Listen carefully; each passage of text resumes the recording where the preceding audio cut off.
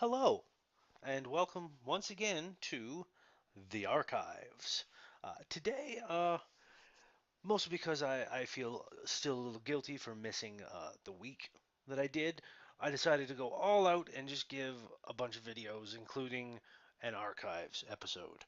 So I decided when I was going to do that, I'm like, what will I do? I'm going to look at a new deck that I slapped together with some help from the internet. Um, I can't remember if I took this wholesale from the internet or if I just took most of it from the internet and added a few things that I wanted to. In the meantime, not 100% sure there, but we shall see. Anyways, we're going to get right into it, and we're going to start with the identity that I'm using. Get that out of the way right away. And here she is. It is Leela Patel, a trained pragmatist. She looks rather badass. She's got the little visor there with the red. She's got the gloves. It looks like I don't know if they're VR gloves or if they're actually gloves that she could use to punch somebody. Who knows? She's got a zero length strength, which means right off the bat she's got no little bonus helping her for any traces. She is a natural, so she's pure human. We've got a 45 minimum deck size and a 15 influence. That's the standard. And her special ability is whenever an agenda is scored or stolen, so whenever you get an agenda while playing her, or if the corp scores one, add one unresed card to HQ. So any card that the corporation has not resed on the board, you can just tell them, pick that up and put it back in your hand. Her little quote is, I'd say I do it for the challenge, but the truth is it's not that hard. I kind of like her. I've only played her once so far, and I forgot the unresed ability that she has because I hadn't played her enough. It was the first time, and I was like, I just completely spaced on telling the corporation to throw a card back in their hand. It could have made a difference, but that was my fault. On to the next card. We're going to go to her console. Here we have it. Now, right off the bat, you'll notice this console is not a criminal console. It's an anarch console, the turntable. Now, I wanted this. I think this is the one that some of the bit that I did change because I wanted to try this out, and it could have worked uh, a lot better than it did. But I've only played once, so I don't really know a lot about it. Now, I've got 3 copies of this card, which over here at the dots you can see off to the left, bottom or bottom right, I should say. The influence cost is 2 per card, so that's 6 influence out of my 15 used here. It is a console hardware, 2 credits to res, so it's very cheap. It's very cheap to res, which I want it to have. It gives a +1 memory unit addition, bumping you up to 5 memory units. Whenever you steal an agenda, you may swap that agenda with an agenda in the corp's score area. So if the corp happens to have an agenda worth more agenda points and you steal one worth less, you can just immediately go, nope, we're going to flip those around. I get that one now. So it can be very helpful. It's not that you have to do it; you can do it. So if you get a lower score agenda point agenda, and it has something in the special ability you don't want the corp to have, you can keep that. So that's pretty neat. I wanted to try that. I didn't get a chance to try it in my um, only game that I played with Leela, but I'm still keeping it in the deck, and we'll see if that's going to happen. So I like this. Onward to the next card. Now we're going to delve into the programs. And right away you can see I have Fairy. Now I've got 2 fairies in this deck. 2. Um, they're 0 cost. They are 0 to break a sentry subroutine, and a credit to add +1 strength. When an encounter with a piece of ice in which you used fairy to break a subroutine ends, trash fairy. It's only a 2 strength. It's not terribly, it also only costs 1 memory unit. Now, it doesn't cost anything to install this, which is good. It's a cheap ice to install, fairly cheap to boost its strength, and completely costless to break sentry subroutines. But you lose it as soon as you use it, which can be difficult. That's why I have 2 of them in my deck, just in case I need to use one right away. Then we'll go to the next piece of ice. Boom, here we go. Corroder. Again, 2 credits to install this. 1 memory unit cost. It is a Fractor icebreaker, which breaks barrier subroutines. 2 strength. 1 credit to break a barrier subroutine. 1 credit to increase strength. If at first you don't succeed, boost its strength and try again. Guru. And this is an Anarch one as well. I've only got 1 in my deck. Just the 1. So that brings my influence cost up to 8 so far, if I'm keeping track of my math. And this is a nice little barrier breaker. I do like it. It's simple and effective. This is also right from the core set, I do believe. All right, on to the next. And here we have Mimic, another Anarch card. 1 influence cost, bringing my influence total up to 9 now. 3 credits to install. 1 memory unit cost. 3 strength. You can't raise this strength, but you can 1 credit to break a sentry subroutine. So I've got this one, and I've got fairies. And basically what I intend to do with it is use Mimic, get Mimic out, and use it if I need um, to handle all the low-end sentries. Anything of a high-end sentry, I can use Fairy to bust through, if necessary. So this is what I've got here. Now we'll go to the next piece of ice, or icebreaker program that I have. Here we have a uh, Shaper.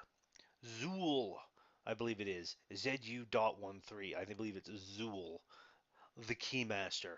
A nice Ghostbusters reference. Um, it is a Shaper. It has 1 credit to install. Very cheap. 1 memory unit cost. 2 influence costs, bringing our influence cost up to 11. And I've only got 1 in this deck as well. Most of the icebreakers I have, I just have the 1 particular one. Icebreaker Decoder Cloud. If you have at least 2 memory units, the memory cost of Zool, the Keymaster, is 0 even if not installed. 1 credit to break a code gate subroutine, 1 credit to increase strength by 1. So even with only the strength of 1, you can boost this one up. This is a nice code breaker as long as you get the credits to push through it. Alright, on to the next. And here we have another decoder. Now this is Passport. Passport's 1 credit to install, 1 memory unit cost. It is a criminal, so no influence charge to me. 1 credit to break a code gate subroutine, 2 credits to boost 2 strength. Passport cannot be used on ice protecting a remote server. So Zool is my decoder for remote servers. Passport is my decoder for central servers. 2 strength. Nothing is secure when you have the right documentation, which I like. Very cute. Uh, and a wonderful little picture. It kind of looks almost like a passport book or a cube that you have to break into. It's kind of neat. Okay, on to the next. And here we have the Big Daddy. Now this is the piece of ice that I like to use. Um, I think that's the last piece of ice I have too. No, I've got one more after this. Uh, this is my big sentry one. This is the one that I'll use for if Mimic can't handle the job, and I run out of fairies. Femme Fatale, 9 credits, 9 credits to install, a hefty install cost, 1 memory unit cost. It is a killer icebreaker. 1 credit to break a sentry subroutine, 2 credits for +1 strength. So boosting its strength is fairly, uh, what's the word I'm looking for? It's fairly expensive to boost the strength on this one. Only a strength of 2. However, when you install Femme Fatale, choose an installed piece of ice. When you encounter that ice, you may pay 1 credit per subroutine on that ice to bypass it. So you can pick any piece of ice, doesn't matter what kind it is, when you install it, and just bypass everything. So while this one is a bit heftier of a cost to break through subroutines, it's still fairly potent for that bypass ability. Not sure I like the 9 cost for it, but you do what you gotta do. And lastly, but not leastly, no, lastly and leastly, yep, we're gonna move on to Breach. It is a barrier breaker. Icebreaker Fractor. 2 credits to install, 1 memory cost, 2 strength. Now this cannot be used on remote servers, which is why I have another barrier breaker in Corroder. 2 credits to break up to 3 barrier subroutines, 2 credits for +4 strength, but Breach cannot be used on ice protecting a remote server. Now, the way things are set up, you may be guessing, Leela is very much, or my deck anyways, is very much designed to hit the central servers, which is fine because a lot of the other things help boost that capability, as you'll see shortly. So that is my ice. Now I'm going to move on to the only real piece of hardware that Leela, my deck, has, and that is the HQ interface. Now, I have 3 HQ interfaces in my deck, I believe. I'm going to double check here really quickly. Yes, I've got 3 of them. I only had 2 fairies and 1 copy of all of my other ice. So running very spare on my programs, I should say, not icebreakers. Running very spare on my programs. And then I've got this HQ interface. Whenever you access cards from HQ, you access an additional card from HQ. So, if you get, because this is unique, it doesn't have the little diamond. Only costs 4 credits to install it.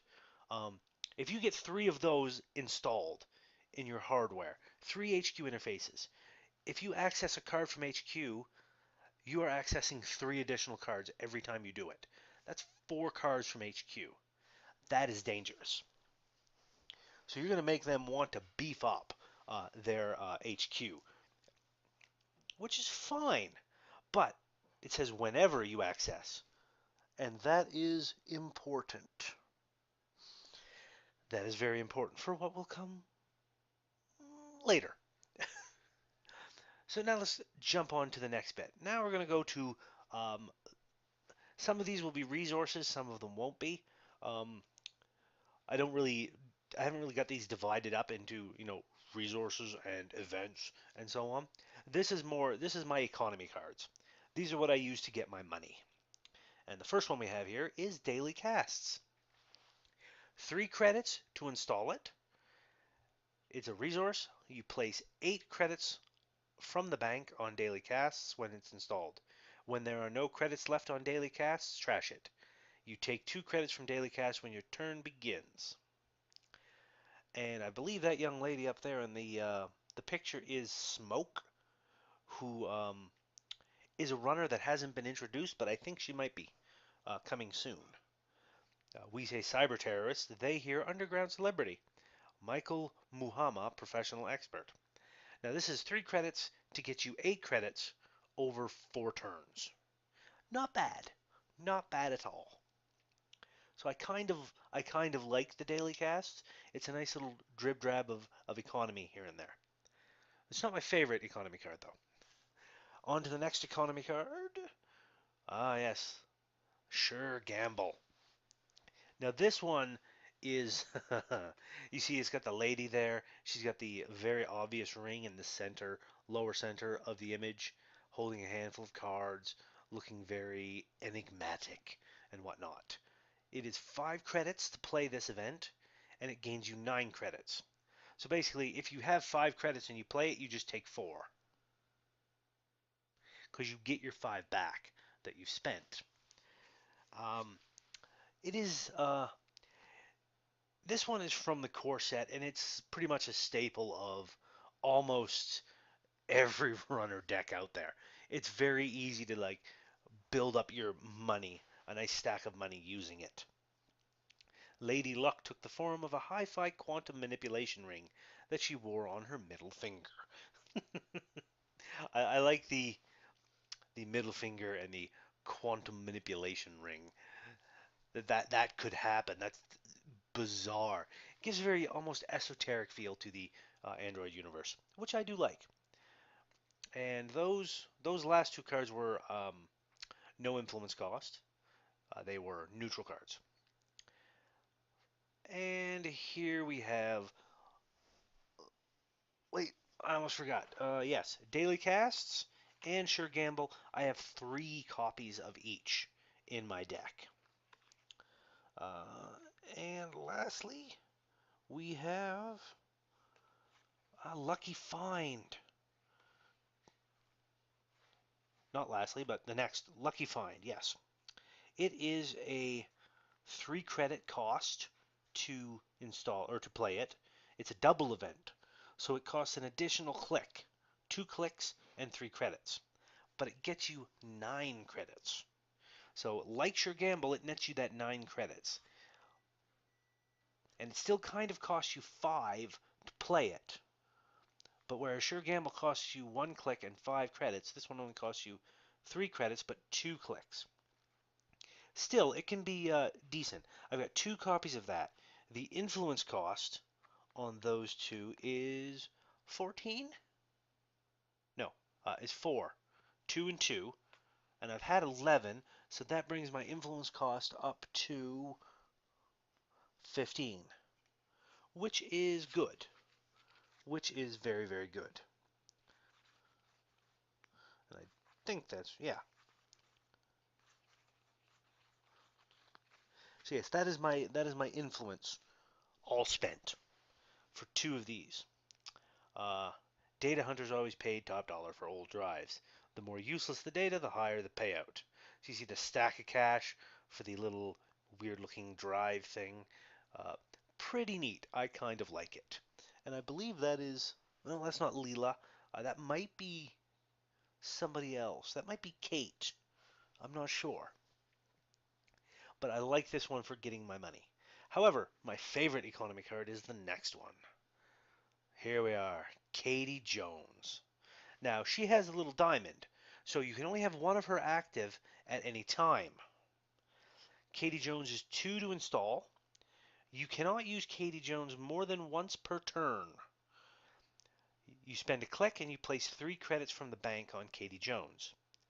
You can spend a click and take all credits from Katie Jones, with the little flavor text of "You aren't the only type of runner in New Angeles."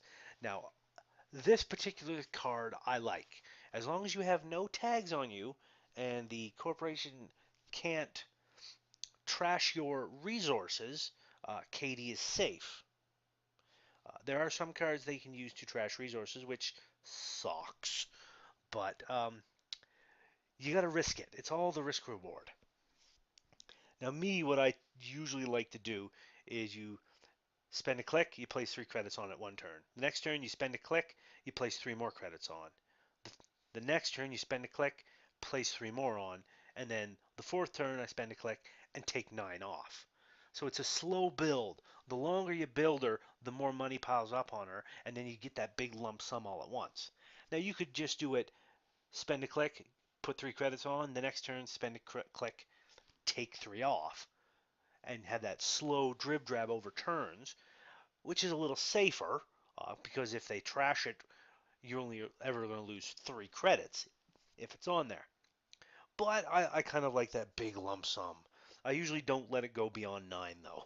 That's a little bit much, but I do love the entire concept behind this card and the way it plays out. I love me some Katie Jones. She is my homegirl.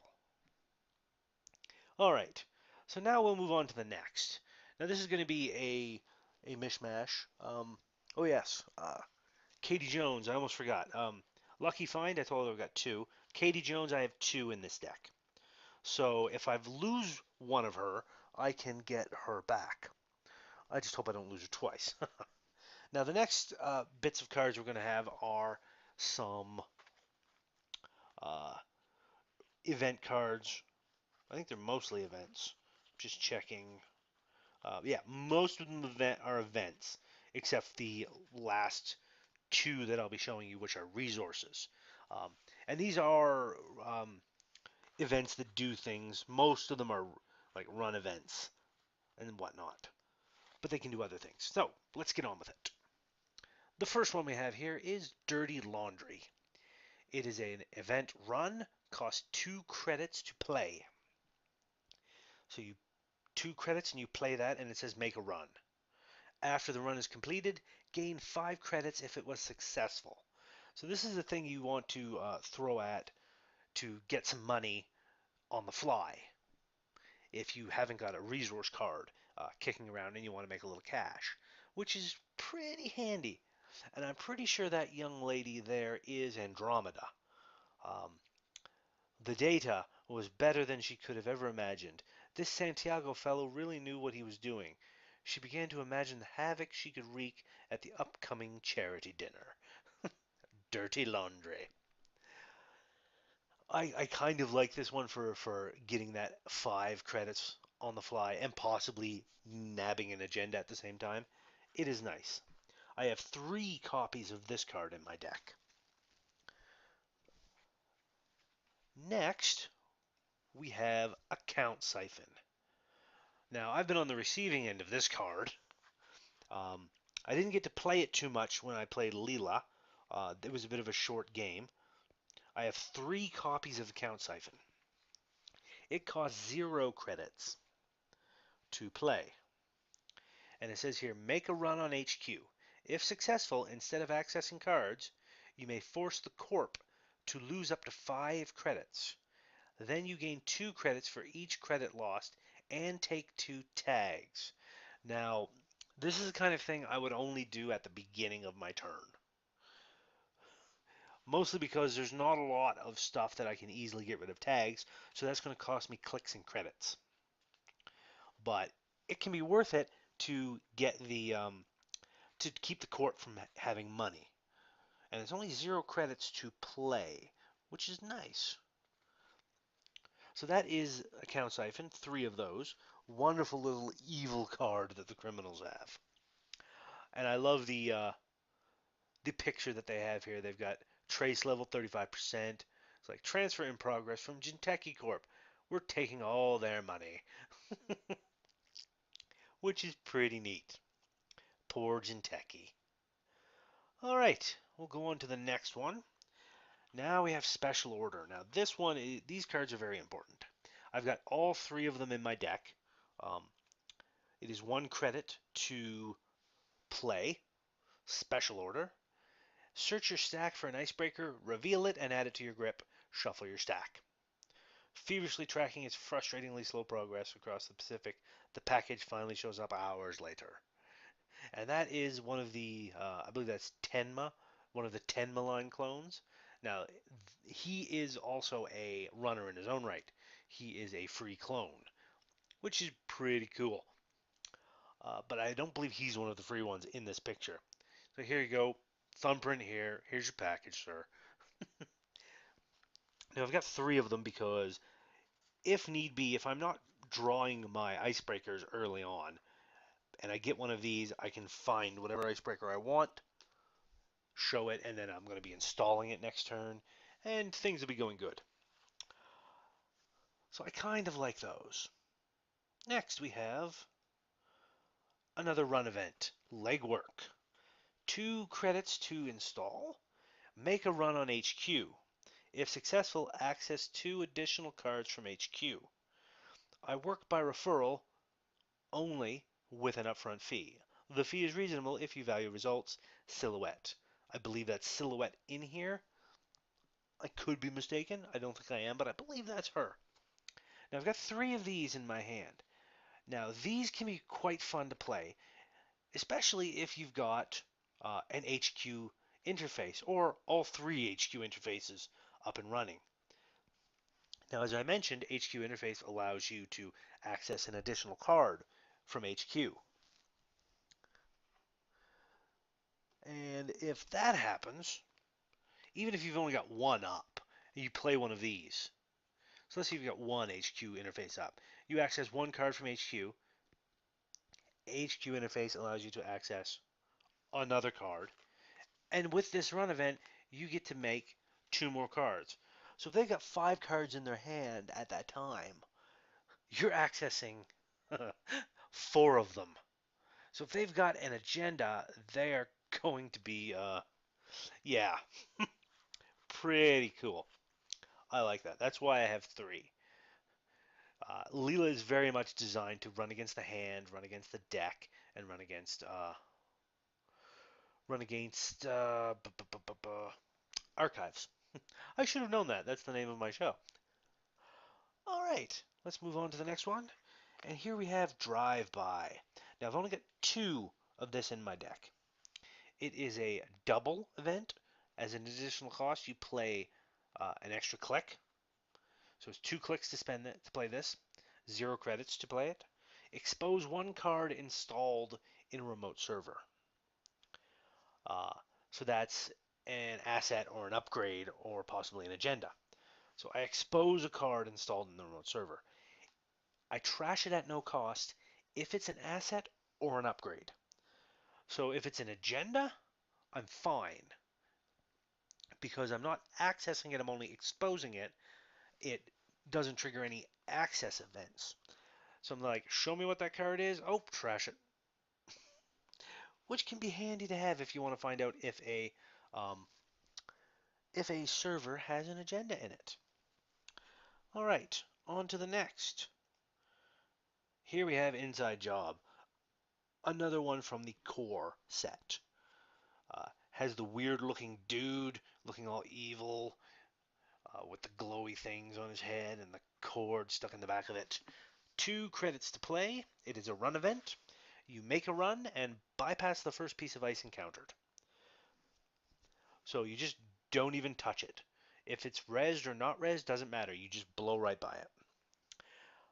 Now, I've only got two of these in my deck. Um, these are the kind that I like to save for later on once the corp starts getting the ice out. And the flavor text, hey, listen, I'm not asking you to do anything dangerous. Just let me into the building and tell me which room has the weakest security. And please don't say the bathroom again. I do love the flavor text on these cards. All right, on to the next. Ah, yes, here we have Emergency Shutdown. Now, I've got two of these in this deck. Play only if you make a successful run on HQ this turn. You derez a piece of ice. Costs you 0 credits to do it. And it's a sabotage event. So if you make a run on HQ, you get successful, access some cards, that's okay. And then you throw this down. Oh, you're going to derez this piece of ice that it costs you 15 credits to res. Oh no. Which is always handy. Only two in this deck. I might pop it up to more. I might rejigger the deck a little bit. I don't know yet. Um, I'd like to play it with the cards that I have right now just to see. So we're almost done. On to the next. Here we have the resource. We have a job resource. 0 credits, security testing. So it doesn't cost you anything to install it. When your turn begins, choose a server. The first time you make a successful run on that server this turn, instead of accessing cards, gain 2 credits. So if you get that, you can move it around. So whenever the turn begins, you can go, that remote server that you don't have any ice on. I'm going to make a run on that server. I'm not accessing cards. I get 2 credits. Gain money. So sometimes it's an easy way to get money. Sometimes it's just something you want to do just to fake out. And this is the first time you make a successful run on that server. So the second time you run on it, this doesn't come into effect. It's only that first time. I've got two of those in my deck, and they're quite nice. And finally the last card in my deck. The last two. Here we have Gang Sign. Gang Sign. A 1 credit to install virtual resource. Whenever the corp scores an agenda, access 1 card from HQ. Muertos has no fear of the law. Muertos is the law. The Gang de Muertos. The Los Muertos. Yes, but it's very, very interesting. Now, remember when I said the HQ interface was all whenever, whenever you access, I think it was, yes, whenever you access additional access cards from HQ, access an additional card. So you get all three of those from uh, your hand. You get them all installed. You have 3 HQ interfaces, which is giving you 4 cards whenever you access a card from HQ. You got a gang sign up as well. So the corp scores an agenda, you access a card from HQ, all 3 HQ interfaces trigger, letting you access 4 cards whenever they score an agenda. Gang sign. So if they have agendas in their hand and they score an agenda, oh, your chances of snagging one are fantastic. So yes, I kind of like what this is doing. This is my Leela Patel deck. I may make some changes to it in the future. Um, I definitely made some changes. I got most of it. I remembered once I hit turntable. Yes, I did do a little editing because I really wanted to try the turntable. And yeah, I'm probably going to make some changes, but first I want to try and play it a bit more and get it out there and see how it feels. See what's working and what isn't. But yes, this has been my Leela Patel deck, the trained pragmatist that she is. I quite am quite looking forward to playing her some. So yes, that is it. There's not really much else to say about her. I've been kind of keeping tally of the cards in the deck. For those of you who have been watching along and want to build this deck, just make a note of it because I've been saying this many cards, blah blah blah. Um, I may actually, yeah, I think what I'm going to do is once I close down here, just before the end credits roll, I'm going to have for probably about 10 seconds, I'll flash a bunch of text on the screen here with everything, all of the card names, and the amount that I have in my deck for those who wish to build their own. So in probably a few seconds here, just hit pause on the video so you can see what ones there are there. Easy peasy, lemon squeezy. So for now, that is going to be everything. Uh, uh, I'm very much grateful to you all um, for watching and listening. Um, I know some people have been enjoying, I think, my NBN Data and Destiny video and the other Data and Destiny video, which is fantastic. I'm glad. And I'll leave it at that. And I'll see you next time. And until then, keep running.